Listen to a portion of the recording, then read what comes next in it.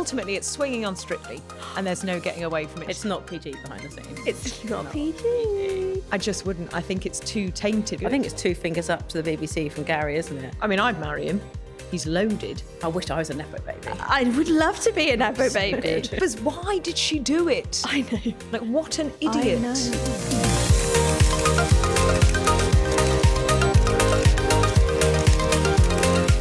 This is Showbiz Fix, where the Sun Showbiz team gives you the inside track on our biggest celebrity scoops and lay out the lowdown on everything you're loving this week. It's all kicking off on Strictly, yes, for the umpteenth time. Generally, the BBC isn't having the best summer, yes, again. Plus, we'll be chatting about what is really going on with Princess Andre and her mum, Katie Price. Now, guys, I think we always say summer is silly season, but this summer has just not stopped, has it? And now Strictly has joined the chat. Ellie, you've been diving into this week. The International Men of Mystery. Tell us everything. Well, I'm purely riding on Clemmie Moodie's excellent Strictly tailcoats here, because Clemmie's led the way with all these incredible Strictly scandal stories. But yes, so my International Men of Mystery. So this is a small group of Strictly male pros who have basically just been bed hopping and swinging. Ultimately, it's swinging on Strictly, and there's no getting away from it. So we all know it's a very family-friendly show, but obviously when the cameras are off, they're all swapping partners behind the scenes. It's wild. Oh my gosh. It's not PG behind the scenes. It's not PG. And has your DMs and text messages been full of people trying to guess who they are, I guess? There have been a lot of people doing that. The same with, I think, any sort of Strictly story, like Clemmie's incredible scoop about the drugs investigation. Obviously, the BBC have brought in this external law firm to try and find out, who's this alleged cocaine use. Everyone is asking me, well, who are the drug takers? And some of the suggestions are wild. Like, they're so far off the mark. And the same with the International Men of Mystery. They're like, oh, is it this person? And I'm like, no, but I never say that. I just like to lead people down a garden path. It's funny. Clemmie, your phone must have been blowing up about your amazing story at the weekend. Tell us about that one.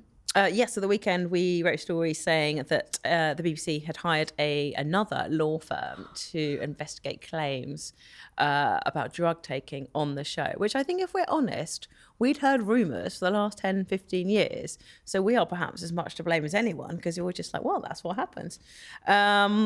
But someone was brave enough to blow the whistle. That person was Wyn Evans, who previously was on the show. He's written a legal submission to the BBC in which he lays out allegations of things he saw on the show that he was deeply uncomfortable with. So as a result, there is now an external investigation into these claims. I think that what they're going to actually find is it's rife. Yeah. And I think what will come from that as well, like we saw with the investigation to Giovanni Panice, is that it's going to drag up so much more stuff that the BBC weren't expecting, I think. But how are they going to square the fact that Strictly's this family-friendly entertainment show and they're having to drugs test the people on it? Math ain't mathing. Well, I think they won't, because, as someone said to me at the Beeb, cocaine et al. Aren't in drug enhancing performers. They're not going to dance better because they're on this substance. It's not like gladiators when they take steroids, which would be a no-no because they're going to jump harder, run faster. Yeah. Cocaine or another drug, I assume, is not going to have this sort of athletic enhancing performance. As evidenced by dance floors in Oceania across the country. Definitely. But I also think, look at Strictly and then look at any other workplace. You have any workplace outside of work, people may take drugs in their recreational spare time. Is that an issue at work? No, if they're doing it in their spare time and it doesn't affect their work. If you're Debbie McGee or Anne Widdecombe, you don't want to be lobbed around in the air by a guy whose pupils are out of their sockets or looks off their Or if you're or you're a young person going, look at Tilly Ramsey. She was the youngest contestant on Strictly, wasn't she, ever? Yeah. And you think you're putting your child, say, into that environment, although they're an adult, and you just think you want your child to be going into a safe environment, not somewhere where you believe people might be taking Class A drugs. Yeah. I think the thing is as well, if there weren't any of the other scandals that we've seen with the bullying, the kicking and all that kind of thing, you'd think they're all having fun, but nothing's going wrong. But things are going wrong. So they need to start addressing the reason as to why. And my question is, do BBC just turn a blind eye to all of this? They obviously know it's going on, not just because we tell them, but it's been 15 years of this kind of behaviour. Why are they turning a blind eye? I think there's always been this thing, and it's not just BBC, it's any sort of major broadcaster, of keep the talent happy. And you've seen that with sort of Greg Wallace and John Turturro. Don't upset the talent because they're the ones going on screen. And without the talent, there's no show. Yeah. So I think there've almost been a culture of being too scared to call out bad behaviour and too scared to say anything. Whereas they definitely need a way more robust system. If we behave like that at work, we'd be dragged across hot coals. It just doesn't happen. So I don't know why it's acceptable there. And I think it's this sort of star effing, as I'd say. They have this star effing mentality where it's just the star, and you just think we need to stop just protecting the stars. Yeah. Another star that got protected was Jay Blades.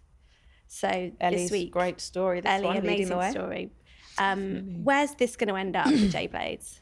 I don't know. Obviously, Jay Blades will face trial on one charge of coercive and controlling behaviour towards his now ex-partner, and the other is 2 counts of rape, which he's been charged with. And I do think, he will face trial in a court of law. Obviously, he's pleaded not guilty to the control of coercive and controlling behaviour. The rape charges, he's up in court on Wednesday. So we'll see then. But I would assume he's going to plead not guilty. But I mean, it's shocking, I think, for so many people. He was so loved. So many people love the repair shop. Obviously, he fronted it since 2017. He was such a popular, he made the repair shop with the king. He made an MBE. He's someone that from the outside looked like a really upstanding member of society. Now, obviously, he hasn't been found guilty of anything yet, and he might be cleared of everything. He'll have to face trial. But at In which the minute, case, do you think the BBC will put him back out on air? No, I wouldn't. I just wouldn't. I think it's too tainted. But then, am I saying that anyone who's accused of a crime and is found not guilty shouldn't get a second chance? It's so difficult. Do I think the BBC would do it? No, I don't. I just think it's reputationally tainted. It's so Toxic. tainted. I think if they were on some sort of edgy, panel show or something, there's maybe a grey area there. But when it's a beloved show like, these cosy family, repair shop, MasterChef, for example, it's just not the right fit, is it? And I think this is the problem that we've seen. So we know that MasterChef was back yesterday with Greg and John, who've been axed for, bad behaviour. So is the BBC going to end up losing all of these beloved shows, or do they just move on to the next talent? It's just going to be edited so heavily. You'll get the credits and you'll get sort of a bit of shepherd's pie and you'll get one comment from a sort of a guest judge and the contestants cooking and an oven door shutting, and then the end credits. You'll Definitely get no spotted dick or anything like that. no spotted dick, no puns. I think there was one. No bun in the ovens, nothing. There was something yesterday, and a contestant said about stuffing something with something, and it was contestant, but then apparently the camera's just cut. So you didn't get Greg and John's reaction. Yeah. The thing is, MasterChef makes so much money. It's a juggernaut of a programme. It's obviously not as big as Strictly, but it's a real centrepiece of them. It's obviously it's worldwide. It's just really unfortunate that the BBC is sort of having to suck this up as best they can and just think we've just got to sit through this one painful series. Because I get it, like 60 contestants who, would have given up their jobs for this or put their jobs on hold, and this could change their lives forever. Do you suddenly lose all that?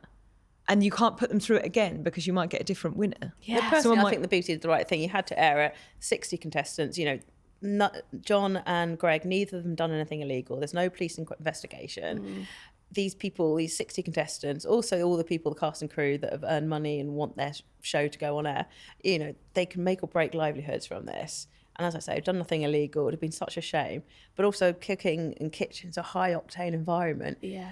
Famously, you can't just censor it and make it so boring. That's what I think they got wrong. And if you were really offended by the behaviour and their actions, then don't watch it. Yeah. You had a chat with Greg, didn't you? I did. All the wrong uns love me, yeah. Yeah. The wrong end department. How is he feeling about the fact that it was going to be on air? Was he intending to watch it? No, and when I am joking, I say he's a wrong end. Like, I think he's heavily autistic, which is not an excuse for bad behaviour. I think he's a cocky man who read the room wrong and was deeply inappropriate, and people in this day and age find it offensive.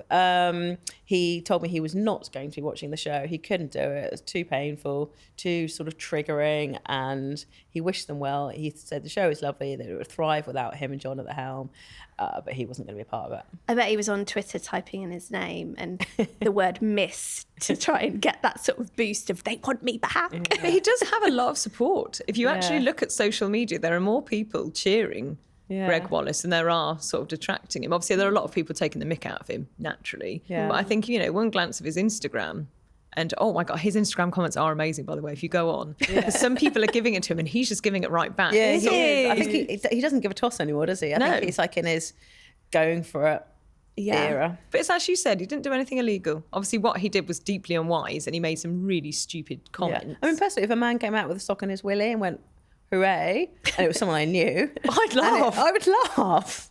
Are we all just like deeply disturbed though because of the jobs that we do? But I think it's his was again in like a workplace setting. Yeah. If Howell, for example, came out of the Bazaar Lounge with a sock over his genitals going, coo, I mean, actually, I would laugh, yeah. I would, but I'd also be like, less likely, but I would laugh a lot. Yeah. is he okay? Sorry, Hal. Yeah. So another show that's obviously very much in the spotlight but not yet reached that MasterChef level is BBC Breakfast.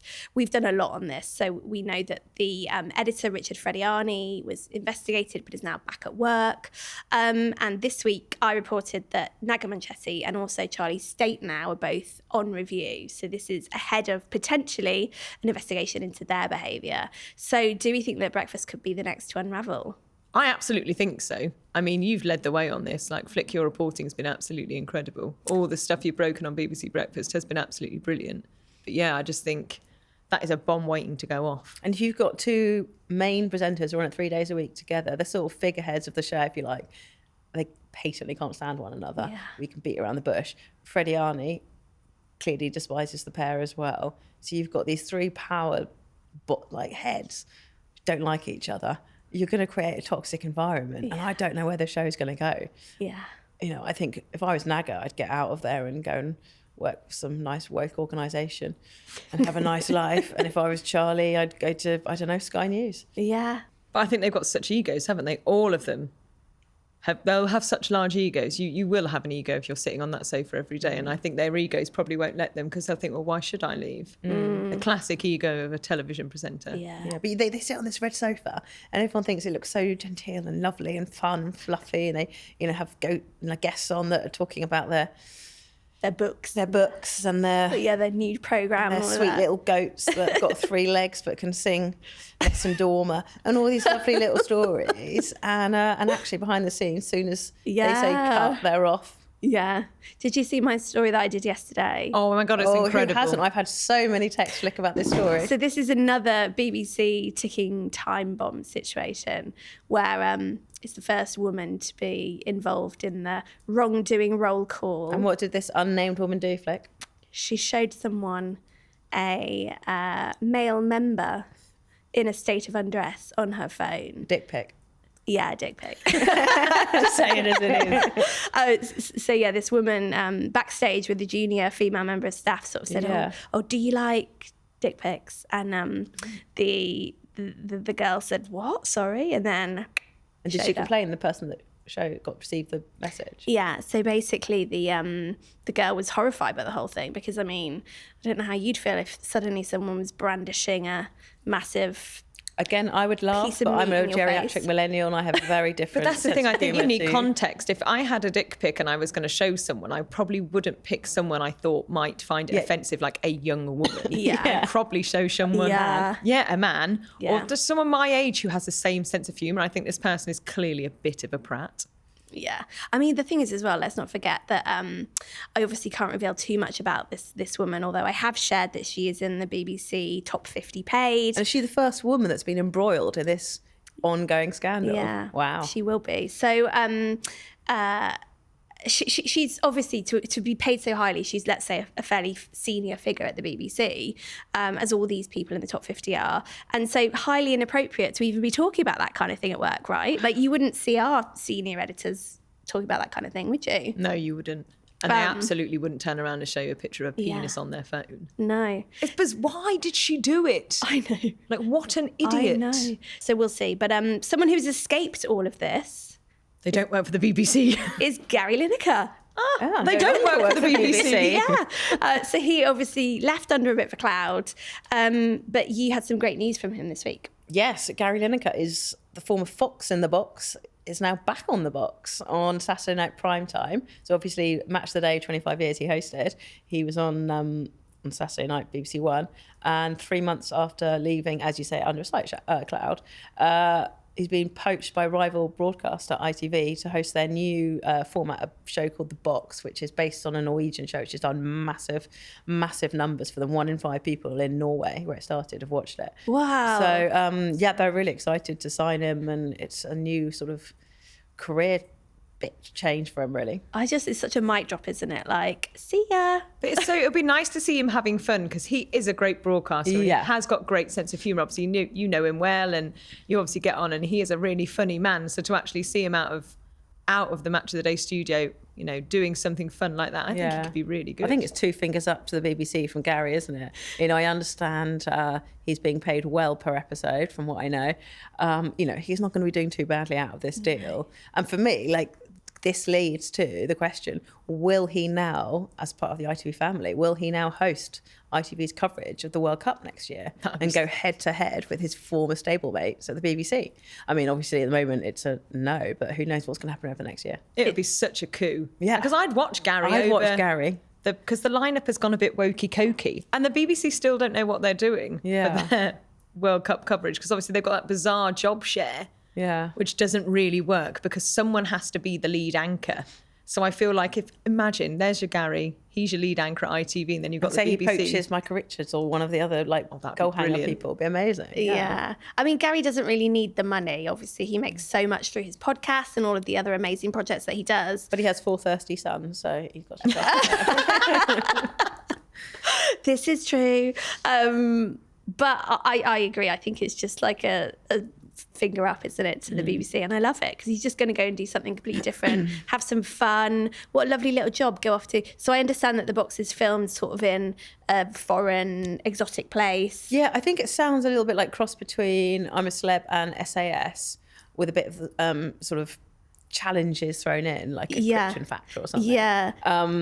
Most of our viewers will be too young for that. And so 12 celebrities are in a box. They have to get out by completing these challenges. That's what I know. But it's been a massive streaming success in Norway. They bought the rights in Denmark, and now over here, it's bigger than Traitors over there. So that's what the hope is. Oh, wow, that'll be amazing. Yeah. So good for Gary. And also, obviously, housewives love him. I mean, I'd marry him. He's loaded. He's quite funny. I just think that he brings with him such a loyal audience, which is actually really diverse, because men love him because footy, sorry, generalising there, but trust him because of footy. Mums love him. Kids know him because of the podcast and the YouTubes and all that. So ITV are probably thinking ready-made audience, social media, tick, tick, tick. So... Well, they've had their fair share of bad eggs, and they seem to have sort of got rid of them. So now they're bringing in the new breed of good eggs. Yeah. Something else we'll be talking about this week is Lizzo on the cover of Women's Health. So Lizzo has lost a lot of weight in a fairly dramatically short space of time here. She was always the sort of poster girl for body confidence and all that sort of thing. But fans are obviously querying about how she made that happen so quickly, especially because she's on the cover of Women's Health. You're a fan of Lizzo. What does she say in this interview about her health journey? So I love her. So I find it fascinating, and I do find this a bit wokey-cokey, that she says, I release weight, I don't lose it. She's very American. So I mean, I love her. I do find that, I release weight. I don't lose it. I release it. But no, do you know what she talks about? So before this Women's Health cover, there was an interview where she sort of referenced Ozempic. She never completely said I took it, but she said, look, you know, it's there. I know what it does. But in this Women's Health interview, Women's Health, by the way, which is a testament to women that go to the gym, eat clean, eat well, really cheering their bodies. To be on the women's cover of Women's Health is such an amazing coup. Hugely, but but she does work out heavy. So in the interview, she said on Ozempic, she's not. If you look at her videos, even from 2 years ago, she does such hardcore workouts. I remember watching her at Glastonbury when she was way heavier than she is now. That set was wild. She is so fit. For someone, at the end of the day, she was obese. She was a larger woman. She was so fit. She was up and down like a jack in a box. So she has always been fit. She has always taken care of herself. I think the criticism she's coming under is that people are saying, you know, you made a brand of what you are, of saying to women, it's okay to be bigger. You can still be amazing. Is being fat and fabulous and owning it, and body positivity, and look at me, I'm a role model for all and big people. Keyword health. It's Yes, meant to be. But she is healthy. Oh, like I'm not saying she's not, and I love the fact she goes to the gym. I'm saying she's expedited her weight loss by going to the gym, which is a great thing, but she hasn't done it by drinking mineral water, and that would be fine. I think that's our point. Like, we're not shaming anyone for doing what they want to do. It's more good for her. Her body, her choice. She can do what she wants. As we saw when Kylie Jenner said, this is the exact details of my boob job. Yeah, I love that for her. All of this transparency is what people really want these days. And it's honest, because then it means when people look stunning and young or thin, you don't feel inadequate and rubbish about yourself. Because you're like, well, if I had the money or the means, there is actually a way out. I can do this, and that's something aspirational. Yeah. That's like Kris Jenner's face. Yeah. She looks younger than Kim. Yeah, it made me think, right, I'm going to have a second face here. Yeah, she got Kim's old face out the freezer and was like, put that one on me. She looks incredible. They've done her neck as well is amazing. Everyone wants Kris Jenner's surgery. Yeah, I know, quite. If I had the money and means. Yes, please. Someone else who is no stranger to surgery is our pal, Katie Price. Yes. She's in the news this week because Princess Andre, her 18-year-old daughter, has stepped out on her own and has a new reality TV programme of her own, The Princess Diaries. But with that has brought up a whole load of drama. So when I spoke to Katie couple of weeks ago in promoting her tour with Kerry Katona, she gushes about Princess. She's so proud of her. You know, she speaks about her. It's so, the love there is sort of off the scale. But apparently the two camps are at loggerheads because of this series. What do we know about this, Clemmie? So yeah, I mean, I think where Katie Price goes, drama follows. So Princess, who's only 18, I mean, I remember her being born and writing about her, which is terrifying. She's got this new ITV show called Princess Diaries. Obviously, famously, her parents, Peter Andre and Katie Price, had their own ITV2 show. She's sort of following their footsteps. I mean, she is ultimately a Nepo baby, but she is lovely, really down-to-earth girl. I've met her. Nice kid. But Katie offered to be in this new show, and she really wanted to be part of it. ITV thinks she's a bit low rent, a bit chabby, and she's not good for Princess's brand. So they've said absolutely not. Kay got really upset. I found it offensive, and then ITV said, look, we don't want her in the show, even though she offered to film for free. But, you know, can we have some archived YouTube footage of the pair of you, and we'll use that? And so Kate's team were like, screw you, no. So there will be no sign of Katie Price in this new documentary. Princess lives with her dad, Peter Andre. You know, perhaps feasibly it would be unrealistic for, you know, Kate couldn't go over to Peter Andre's house and start doing filming, but as a result it's all blowing up. It's so harsh that like Kate couldn't even just go on a shoot with her though, say like supportive mum Kate nips into her like PLT shoot. I don't know, like I know you know them better than me. Apparently they did a podcast last night in which he confirms our story today or yesterday and says that professionally there is a massive rift, but personally there isn't. They speak every day. She's kind of her best friend. She adores her. She just says, I've had so many years in this industry, you know, it's toxic in places. I just want to look at the contracts, make sure she's okay, go to shoots with her, make sure everything's all right and be there, but I'm not allowed.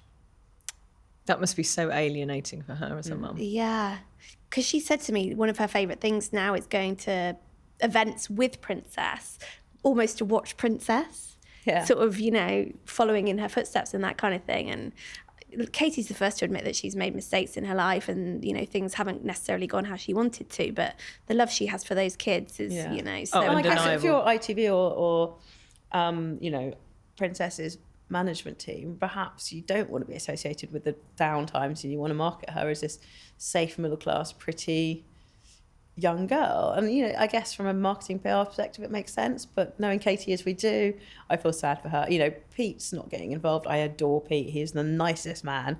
So this has nothing to do with him. He just wants his daughter to be happy as well. Yeah. Oh, God. One of my favourite things that Katie and Kerry said is they're like, we were absolutely desperate for them to be Nepo babies. Like, this is our family business. They need to carry on the name. They want them both to go on Love Island the same year. I wish I was a Nepo baby. I would love to be a Nepo baby. Good. I know, we wouldn't be here talking about Nepo babies. We'd be off living our best lives. I know. Talking about us. Oh my God, living their best life this week.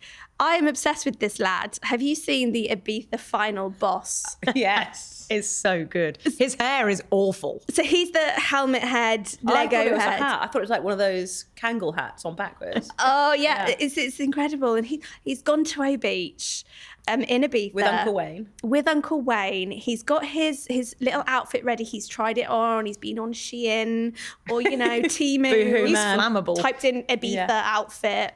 And he's loving life. And then he goes viral on the internet because of his terrible... Was he caught in the background of someone's video? It was something like that. And then everyone zoomed in and they're calling him the final boss of Ibiza. What does that mean? I don't understand that reference. Seen, Go on. well, like, in a video game and you have to like defeat various bosses at different levels. And at the end of most video games, there's a final boss, which is like the hardest to defeat. Yeah. Right. So it's like I get it now. he's the final boss. It used to be reference. Wayne, obviously. Oh, Wayne was the original OG boss. I mean, have you even been to O Beach if you've not got your picture with Wayne? I am going to O Beach in 10 days' time. Oh. And I have put in a little request We can get through it his flashed up. nephew that I might have a meet and greet with Uncle Wayne. Yeah. A little glass of champers.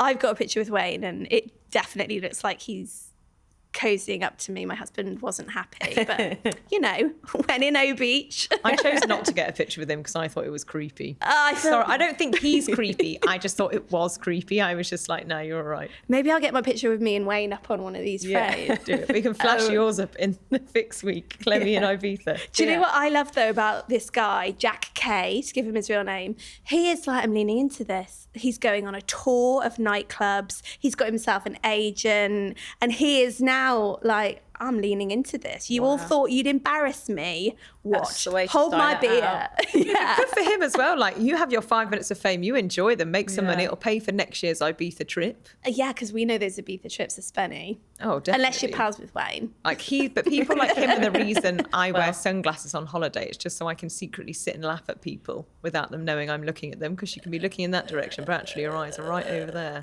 I love it. You never know when you're in the background of someone's video, though. That's the That's lesson right. here. I mean, Clemmie, you need to remember this. I could be viral. That'd be awful. Look at that creature from the lagoon. I'll get our reporters just to sit on social watching for Granny Clemmie in the Ibiza. background. Fun. Oh, I love it. Right, now I'm keen to hear what you guys are binning and binging this week. Clemmie, let's start with you. What are you binning? I'm binning celebrity oversharing. Oh. So this week it's TMI Central. First of all, we had Vic Hope and Calvin Harris sharing their placenta. It was the air fryer situation for me. So it's a whole bit of bloody thingy and an umbilical cord. And then the next screen, and then the next shot, you had what appeared to be an air fryer with chopped up sort of Placenta bits. Placenta bits. Yeah. It was very Anthony Hopkins. I'll have a nice glass of Chianti with that, please. Like it was Canapé-sized nibbles. Yeah, and then in the yeah. Do that again, Ellie. It was just gross. I didn't need to see it. And then yesterday, Justin Bieber put his manky bruised toe. Oh, yeah, that was awful. And then Lucy Spraggan, former X Factor contestant, revealed that she'd hurt her labia, or is it labia? None of us know, we're women. Labia, whilst doing SAS Who Dares Win. It makes me cross my legs. Well, I'm arm crossed. And Yeah. again, I don't know why any of us needed to know about these parts. Yeah, Yeah, keep some things private. Yeah. there's nothing sacred anymore. Yeah. Not even your placenta. Yeah. And what are you binging? So I'm binging. My dad recommended it. I actually read the book 7 years ago. Sweet Pea on Sky Atlantic, and it's really good. It's about it's a British thing. It's about a young serial killer, a really lovely girl who keeps getting over. She gets bullied at school. She gets overlooked at job, her work. She wants to be a junior reporter. Her editor says no, you can't. And then she kills someone, stabs him multiple times, shoves him in the canal, and then goes into work the next day and says, I hear a body's been found. So she gets her big break at work as a journalist. So obviously we like this. And then she gets a taste for becoming a serial killer. And she's obviously so unlikely and unexpected and no one suspects her. And I mean, I've read the book and I still can't remember what happens in the book, which is worrying. But it's really good. Oh, I'm going to watch that. The Guardian Sounds gave great. it a 2-star review, so I knew I'd like it. Yeah. I mean, they do say that you need to go and make your dream job happen. So, Well, why not? Serial killers. well, she took it to the next level, Yeah. didn't? Oh my God. Right, Ellie, what you been in? I'm binning bad men on television. I'm just so bored of talking about them. It's all we do is talk about bad men, and now you're one bad woman. Just get in the bin. I mean, at least we're keeping it fresh, right? Yeah. Yeah. And what you binging? Strictly lineup. Just the rumours and all that. Well, the rumours, the names that you will reveal. You reveal in the Sun constantly. Signing. Like I read about my friend the other day. I really loved it. Who was it? Ellie Goldstein. Yeah. So she's the amazing model. She was the first model with Down syndrome to appear on the cover of Vogue. And she's amazing. And you wrote it. You've heard she's really good. Yeah, apparently she's a great dancer. So I can't. This is always been her dream. So I just feel like she's going to be a real standout star. And we this year. criticise Strictly a lot, but do you know what it is brilliant for? And that's opening doors and giving minority groups a platform and celebrating difference. You know, look at Rose Eiling Ellis, Chris McClawson, the blind comedian. You're just giving people a chance. Yeah, The first gay pairings. It's brilliant and it's wonderful and it's inclusive, and we should be seeing more difference on television and making it normal. And that's what Strictly is fantastic at. Love that. Not agree more. Who else are you excited about for the Strictly lineup? I mean, Jimmy Floyd Hasselbank will be quite funny. No offence, Jimmy Floyd Hasselbank. I love a footballer on Strictly. An awkward footballer on Strictly is great because I feel like they do go through a real journey, and then you'll get someone like Nadia Vichkova stuck with them, and it's like trying to teach a plank of wood how to dance, which will be I super reckon he'll be fun. able to dance, you know. Do you think so? Might be a little bit of a I've smooth got a mover. feeling he'll be able to, yeah. Well, they've got the footwork, haven't they? Yeah. That'd be good. Then you've got little Danny Dyer. She'll be hilarious. And then you've obviously got Big Dad Danny in the audience and Tess and Claudia will constantly be like, "Don't swear, Danny," and it'll become a really dull, boring joke of the series. after parties for Danny Dyer Senior will be fun. Have you Well, been used to to. the Strictly after party before in that marquee? Yeah, it's so sweaty. Yeah, it's like this marquee outside of Elstree with this. They hang up this kind of gold glitter curtain that you can go and have your picture taken against, and it's so budget. It's camp But as. but it's such a fun night out. I got to take my But mum they to the then Strictly carry on party. the after party. Well, of course. At the hotels. At the hotel. Where the Follow the white lines. What? Yeah. to the International Men of Mystery. Okay, so this week I'm binning Channel 4 specifically for Bonnie Blue. Oh, I still haven't watched this. It sounds rancid. So I think that Channel 4 could have done a really good job on this in terms of really holding her to account and questioning why she feels the need to do these stunts. So this specifically focuses on her 1,000 men in a day, I think. And they could have done that. They could have done a really proper piece of Channel 4 investigative She's work. a tale of our times and morality. Yeah, and I think people are interested in that side of it. Why? What? But instead, it just is like a promo for her OnlyFans. I sort of watched it, and I'm not a prude or anything, but I just found it really Channel 4, what are you doing? You've just commissioned this for the hits, is what it felt like. Well, I slightly agree with you, but also not. I think they definitely had a public sort of duty to talk about this sordid tale. Yeah. I liked things like she's revealed that she's earning £1.5 million a month. I would say sign me up, but no. I'd pay the subscription, Claire. I think it would mean quite a lot of work from me, which I don't think I could go through. And she's put all her family on the payroll. And there are little snippets where I thought she is just a money-making businesswoman, and that's what they're trying to get across. It was very explicit. I saw heads bobbing and things I didn't want to see, which I wasn't expecting. Some labias. I saw lots of disgusting things, so I didn't like that. But this was my point. I think that all the power to Bonnie Blue. I completely agree. Women can do what they want with their bodies, and she's created a huge £1 million business with hers. Would you trade your job for hers if you earned £1 million a month? I'll do it for a month. I Do it for a month and then disappear. Yeah. My barometer always is, if my mum found out about this, would she be disappointed in me? And I think that my mum would be disappointed in me. I think even if I she wouldn't set her have up in to a watch it. lovely house. But for a minute, I think my mum would be like, "Oh, just go for it, darling. We'll style it out with the neighbours." Yeah, just do it. I think my mum would. Yeah, I think she'd be For like, that kind of money. I know, You might as well but do it for 6 months. If you're going to do it for a month, you've got the shame. yeah. Oh yeah, sod it. You might 6 as well months, make £6 million. and then we retire for life. My point was more that just I feel like Channel 4 should have done a better job of. Well, I think when Holding you look her at to account. Yeah. Like it didn't feel like a objective piece of telly. Because they talked about her death stare, and there were times where she did look clearly traumatized, and I don't think they dug down necessarily deep enough. No. And when she got that flu, do you remember? Yeah. She said, "I've had the worst flu of my life," acting really surprised. And I'm like, "Pal, you've just shagged." Can I say that word? You've just slept with 1,000 men.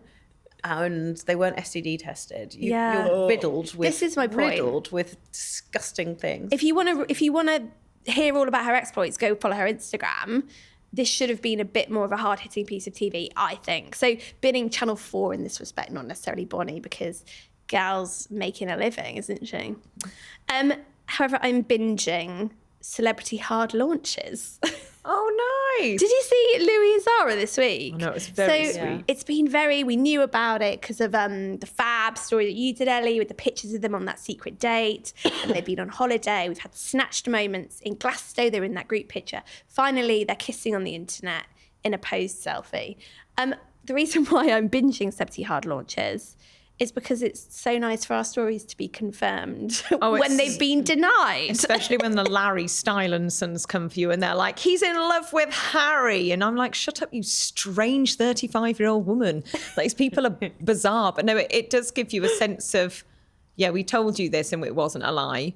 Because we knew that was happening. We obviously went to both sides. We formed, a solid landing that, yes, this was happening. Actually, yes, it's quite serious. This isn't flash in the pan. Yeah. So, to see them having a little internet smooch and writing, I love you so much underneath. Yeah. It is a sort of 2 fingers up to the nutters. It's enjoyable. Who didn't believe it. I just feel like they're all at it this summer because there was loads at Glastonbury of people hard launching. God, there was everyone. Zoe Ball and her new man. Yeah. Denise Van Outen, Andrew Garfield. Yeah. Gracie and Paul Mescal finally. Oh, God, they were all Yeah. over each other like a bloody rash. Yeah, I love it. Oh, wow. My favourite one, though, and part of the reason why I remembered about this morning is Liz Hurley and Billy Ray Cyrus. Oh, my yeah, God. that was good hard. Last night, really hard, on the red carpet of their new Channel 4, Liz's new Channel 4 show, The Inheritance, brings Billy along, nice little Nepo boyfriend. I was obsessed with his hair. It was so shiny. and He's had a lovely. keratin blow dry, I think. Definitely. Or horsehair shampoo that's meant to be really Did you get a chat with Liz? I was about to say you need to add that to your list of questions to be like, how does he do his hair? Yeah. Annoyingly, it's embargoed for ages. But Was she nice? I'm hoping to spill this tea fully, but she was lots of fun. Right. Yeah. She strikes me as And does she really look fun. beautiful in the flesh? I think she's reached this point of her career where she now just wants to have fun. Yeah. So, I mean, she plays essentially, she's the deceased. So she's a woman who dies, obviously, and leaves her money up for a group of players to battle over. So it's this entirely camp role that she was like, that sounds like fun. Yeah, I'll be fabulous, swan in, do some work, pay me my money and I'll go. It's an amazing signing. I know you binned Channel 4, but I mean... You're taking them out of it. Yeah. Taking them out of the bin and giving them a slight coup for Yeah. being able to book Liz Hurley for that show is brilliant. Stunning. Right, well, that's your Showbiz Fix for this week, and you can get a whole lot more telly and entertainment tidbits if you subscribe here at The Sun Showbiz on YouTube, and you can hear us in your ears wherever you get your podcasts. See you next week.